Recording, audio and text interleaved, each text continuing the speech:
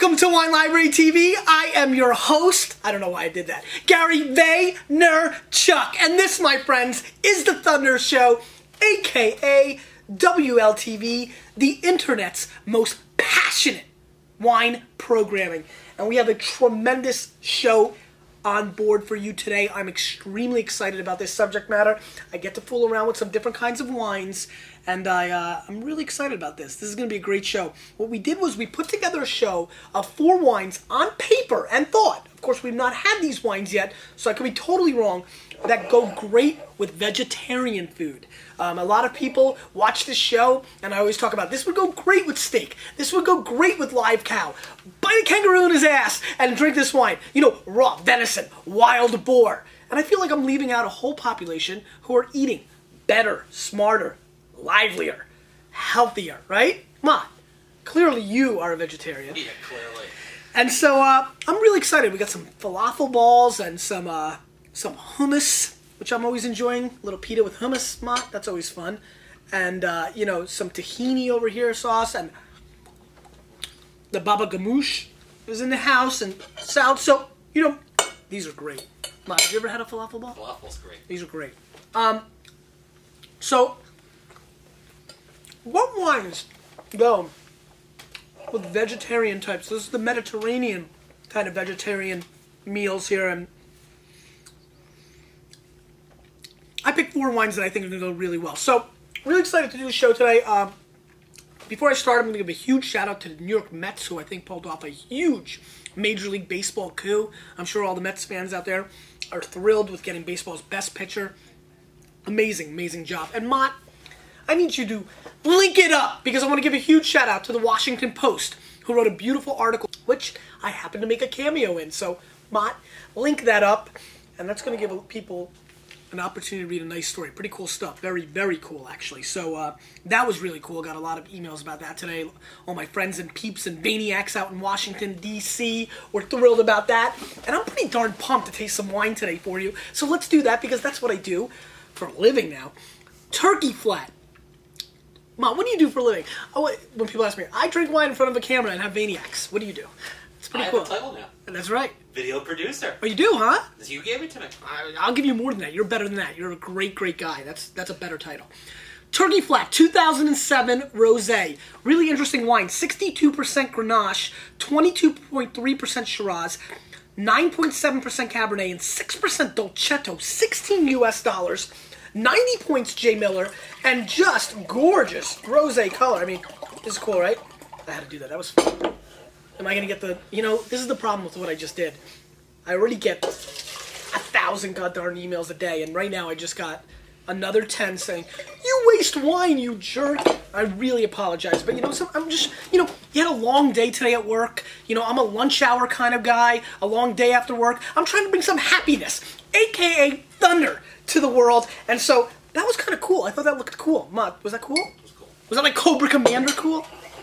He was pretty nasty. Anyway, rosés are great foods, great wines with foods of this nature. They have the great acidity, the right complexity. This is a very interesting wine. Grenache, Cab, Shiraz, and Dolcetto, red wine grapes used in a rosé format with the skins. Beautiful color. I mean, really, really, really.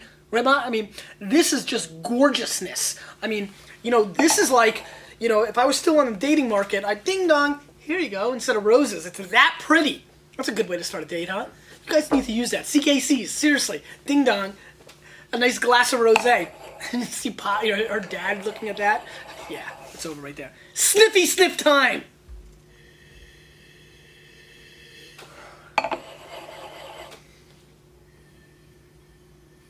Beautiful blend of light strawberries with a little bit like that fun dip kind of component, the red fun dip, like a cherry sugar quality. Little hints of dandelions coming through as well, which is quite interesting. Kind of interesting nose, kind of, you know, tight, not crazy. 90 points J. Miller, 16 bones. Let's give it a whirl.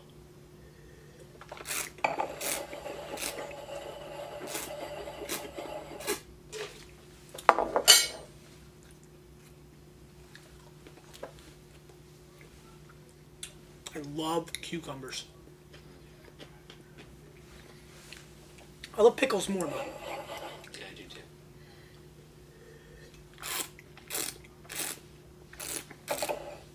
a very full, explosive rosé. I think it's time that people step up and realize pink wine is not girly wine, it's not fruit wine, it's not crap-ass wine. It can be very serious. You go into the hot spots in France during the summertime, in Provence and all those areas, and they're drinking rosé all day long in the summers. Really dry. This wine is completely dry. No hint of sweetness, but a lot of fruit flavor. Very heavy on the watermelon, the raspberry, and the strawberry on this wine. Bringing a lot of flavor and a lot of attack.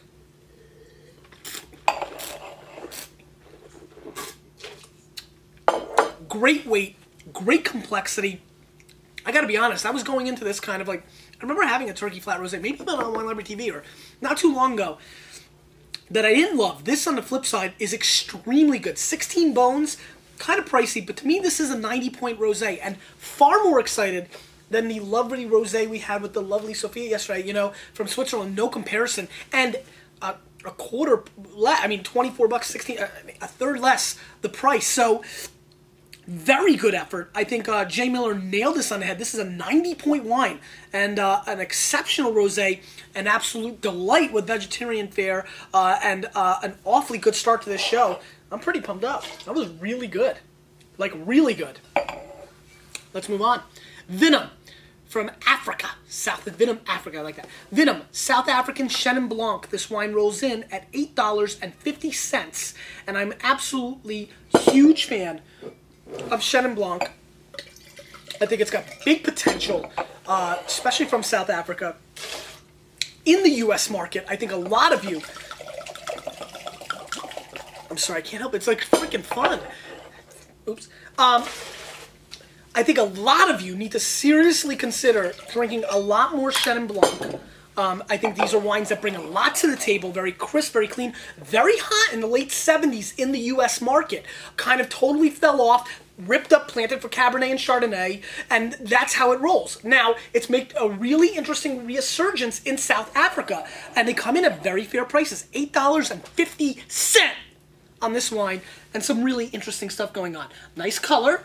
Let's give this wine... Mott, say it to me. Let me hear you say it. A sniffy sniff. Very nice, Mott. Weird. I get like a burnt lemon thing going on. It's like the Boy Scouts of America now instead of mushrooms. Oh, we're all out of mushrooms. What do we use? Hey, John, give him the lemons. Great idea, Scott. And you put the lemons on the campfire. Campfire. What accent did I just get there? On the campfire, and you smell it. That's what this smells like. That's exactly what this wine smells like.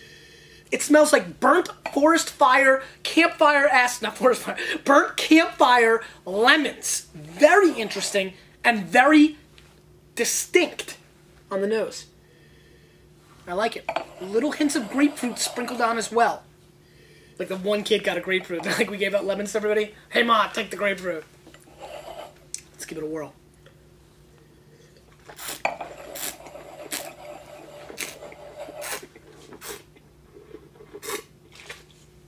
Very spritzy.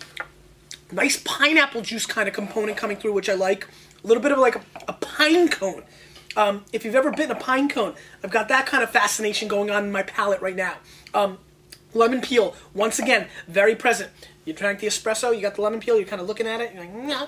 You know, that's how I roll. Anyway, very interesting. The nose is insane. It's so smoky for a non-oaky wine. Very interesting wine. Kind of disappointing. I'm on higher energy right now because, to be honest with you, I love you guys.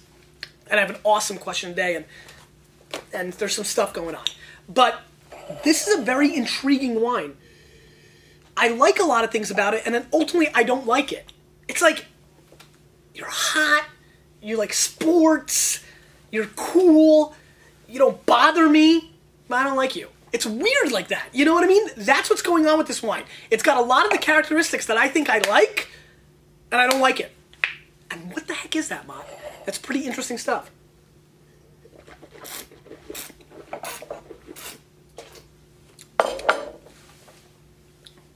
Come on, zoom in on this. This is like a pretty green, huh? The falafel ball. This is awesome. This is the way we should all be eating, Mott. I feel like so healthy about all this. I love hummus. I'm all about it.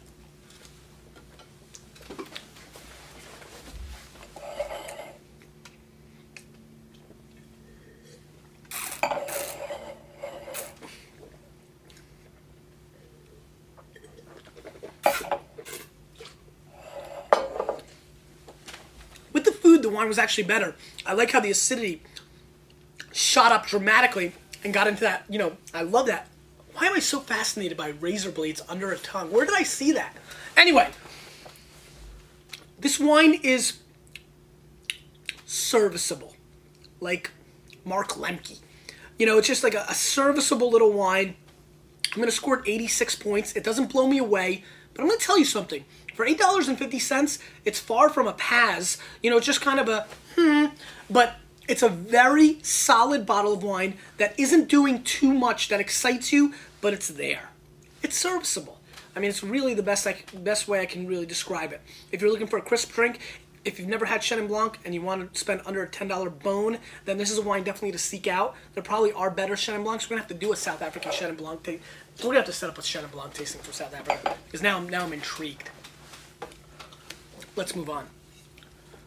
Mott, do you know that the episode 400's Monday? Yes, I do. I said that yesterday, right? It's crazy. Barth René, Gewürztraminer, 2005, from the Romanberg Vineyard, 19 US dollars. A very, very interesting little wine. I adore Gewürztraminer with Thai food, Chinese food, spicy food. I find it to be a very flexible white wine. I love the wines from Alsace. I'm really excited about that. I'm just really, really excited about trying this wine. I've heard some really nice things about this producer. 19 bones, very beautiful golden color. Kind of reminds me of Dusty Rhodes. Woo! The American Dream. His hair in the 80s. He was a big fat wrestler, but people love that man. He beat King Harley Race. That was a big time match. Come on, you gotta rent that VHS style, baby. Anyway, Sniffy Sniff. Yes. Mott, smell this. I mean, one of the most interesting aromatic white wines we've had. You like that? It's wild, right? I'm going to tell you what it is in a second, too. And you're going to like this, because I've really got it. It smells a little bit like a laundry room. Did you get that? Smell it again. Yeah. It's got a very soapy kind of thing going on, which I love. Very laundry detergent, laundry room. Very much so. Like, big time. Sunflower seeds. Okay. Pineapple. Little hints of pineapple. You get that, right? Definitely. Mott, I'm telling you, this is the soapiest little soapster I've ever had in my life. This is like really legitimately being thrown into the, into the washing machine while munching on a raw pineapple and watching the baseball game and spitting out your sunflower seeds. I mean, this smells exactly like a laundromat. Insanely. I mean, really, like if everybody started using pineapple-scented detergent, that's exactly what this wine smells like, and I'm feeling it. It's aromatically exploding. The flavors are shooting up my nose, and my nose is saying to me, you know what? This is what I'm about. I understand those. I like it too. This is an extremely good bouquet. I'm all about the bouquet, and I'm down with this wine already. This could suck, and I can pay 19 bucks to smell it, aka sniffy sniff it all day. Mott, I got excited. I like it. I like the way this wine smells. This is awesome. I mean, you can see I'm actually stalling now. It's true, I am, because I want to keep smelling and sniffing the wine. Let's give it a whirl. You see, I'm scared, right? It's like the second date. I'm like, it went so well. I'm like, do we even want to go there? Meh.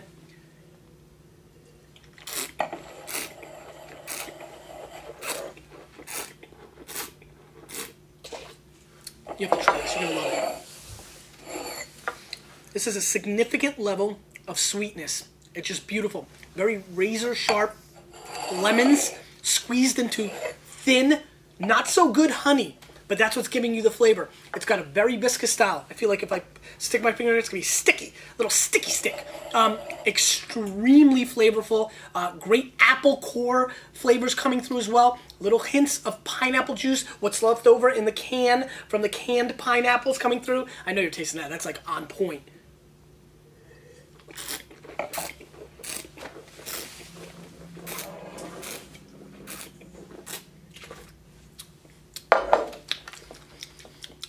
There's a sourness going on towards the end on your palate, and what's happening there is it's almost like an auto body shop kind of component again. Metallic, yeah. Right? It's very car oriented. It's like pop the hood. How about the Transformers chick when she popped the hood? Do you see that? That's a good scene. You know, it's kind of like that. It kind of is like that. I mean, you know, that's what it is. It's got a little, like, motory kind of, like, Pennzoil something towards the end of the finish, but all that fruit and the sugar flavors. Talk about something that will go great with these falafel balls. I can't. I'm digging the hummus.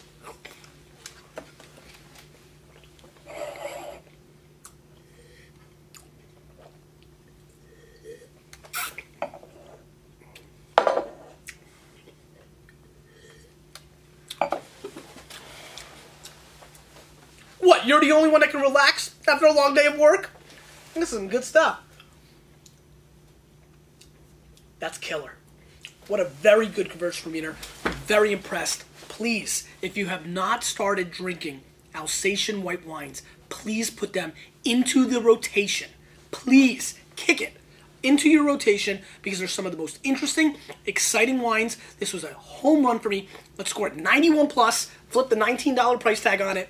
A very, very solid Alsatian Gewürztraminer that brought absolute thunder. And you know what? This show is really, really shaping up nicely. This is fun. I'm so tired of these 0 for 4 and 1 for 4 shows. This is like 2.5 out of 3 so far. And this one's got a big reputation, and I'm awfully excited. Denner, 2006 Viognier from Paso Robles. 91 points, Robert Parker, 26 US dollars. And I've been hearing a lot of good things about this. So I'm really, really excited. Let's see what's going on here. Let's see what's going on here. Small, tiny production. Very similar to the Brego people that we desperately wanted people to join the mailing list on because I don't think we'll be getting them. So really interesting. Really nice and golden. Gorgeous color once again. Let's give it a little bit of a sniffy sniff.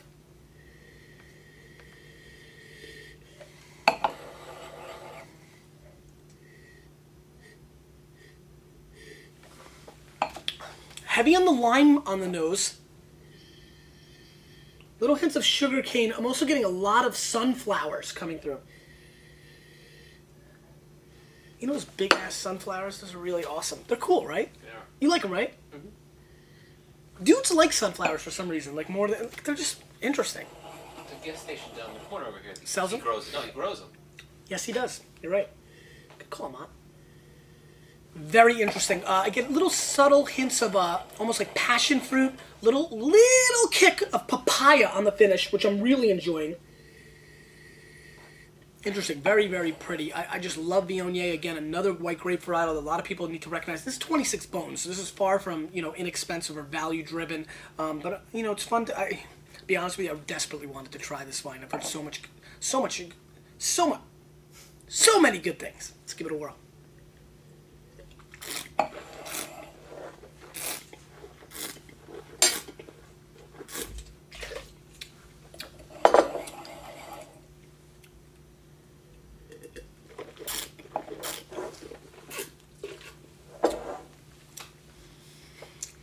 I had to open my big fat mouth.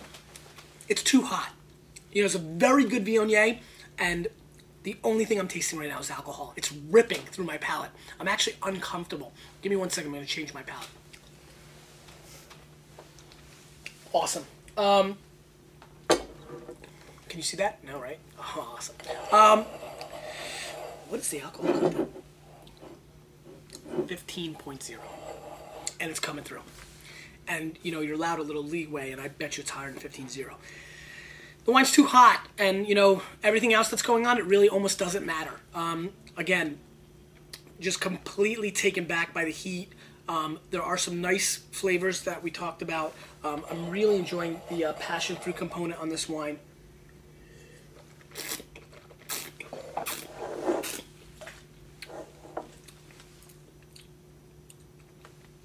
I don't know. There's just so many Viogniers I've had that I've liked better than this wine. I find it coming across a little soft. It's way too hot. I mean, I don't know, you know, I'm trying to say something else, but I can't get over that. I just can't get over it, and that's it. I'm going to score this wine 85 points, and I think Parker... And again, you know, we're going to say 85 is pretty high. There's some good things going on in this wine. There's some really, the nose was very good. There's great weight. I love the mouthfeel. It's very elegant. And I feel like it's a wine I would adore if I could get over the fact that the wine is definitely overheated. And just angry. I feel it still. High in acidity, which is great, but just a wine that I'm not feeling. And we're going to have to give it a pass.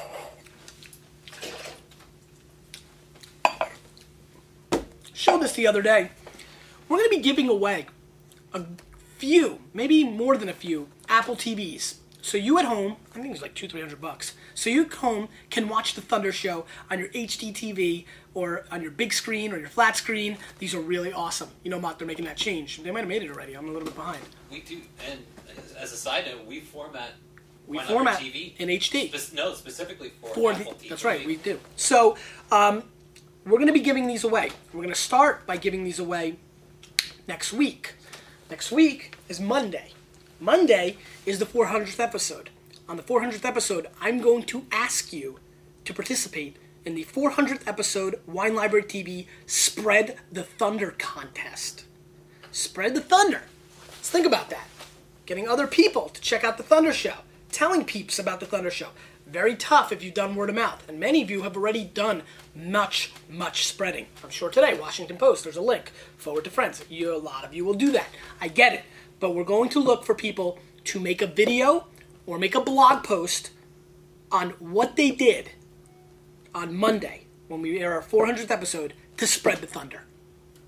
It's going to be very cool. We're going to give up a crap load of these.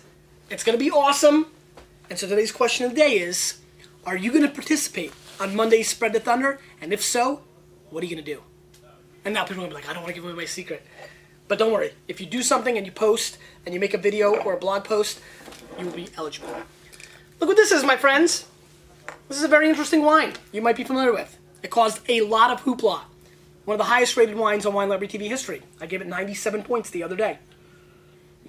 Of course, we sold out of it very quickly and everybody got all excited.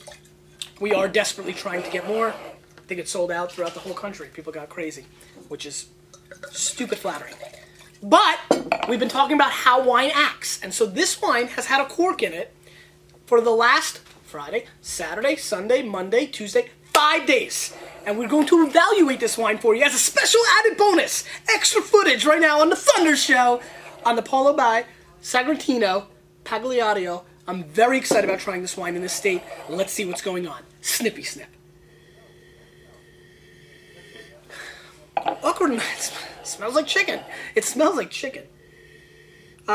Some really dark sour cherry. Get some licorice coming through again. Seems a little tired on the nose. But it's starting to open up as I whirl away. Really dark black, dark chocolate coming through now.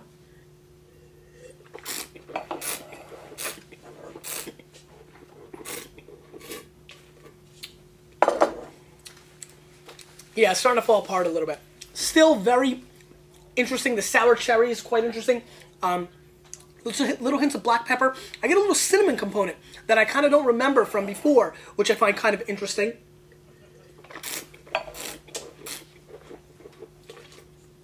But the tannins are shooting up a little bit now.